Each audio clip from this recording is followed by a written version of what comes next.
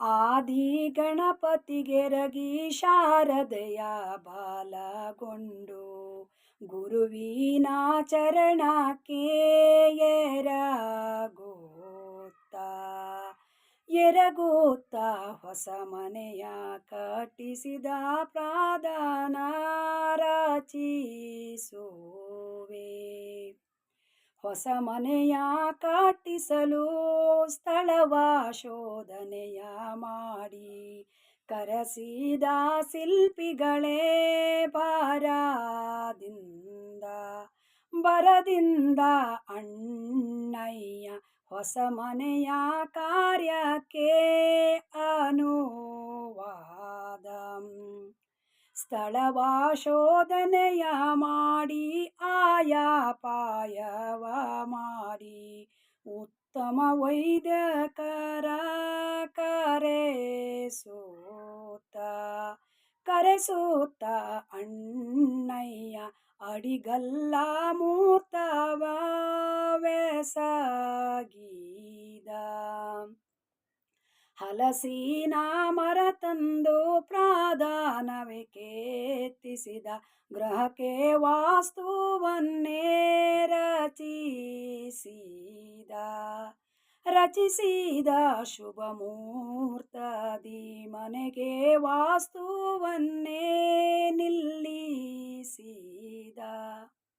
ಮುತ್ತು ಮಣಿಕಾರತ್ನವನ್ನ ಅವಳಗಳನ್ನು ಹೊಸ್ತಿಲಿನ ಒಳಗಡೆ ಇಡಿಸಿದ ಮಹಾಲಕ್ಷ್ಮಿ ಸ್ಥಿರವಾಗಿ ನೆಲೆಸೆಂದು ನಾಮಿಸಿದ. ಬಂದಾರೆ ವೈದಿಕರೆಲ್ಲ ಬಂದಾರೆ ಬ್ರಾಹ್ಮಣರೆಲ್ಲ ಬಂದಾರೆ ಬಂದು ಬಳಗವು ಸಹಿತ ಮನೆಯ ಪ್ರವೇಶಕ್ಕೆ ಅನುವಾದ. ಹೋಮ ಹವನವ ಮಾಡಿ ಬಲಿಯು ಬಣ್ಣವ ಮಾಡಿ ವಿಧಿಯಂತೆ ಕರ್ಮಗಳ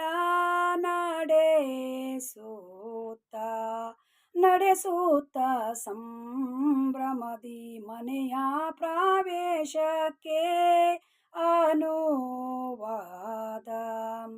ಶುಭ ಮುಹೂರ್ತ ಬಂದಿರಲು ವಿಪ್ರರು ಹೇಳಿರಲು ಆದಿ ಗಣಪತಿಯ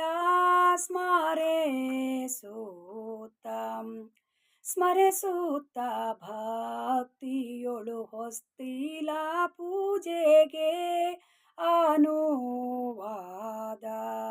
ಹೊಸ್ತಿಲ ಪೂಜೆಯ ಮಾಡಿ ಭಕ್ತಿಯೊಳು ವಂದಿಸುತ್ತ ವಿಭ್ರಾದರ ಅನುಮತಿಯು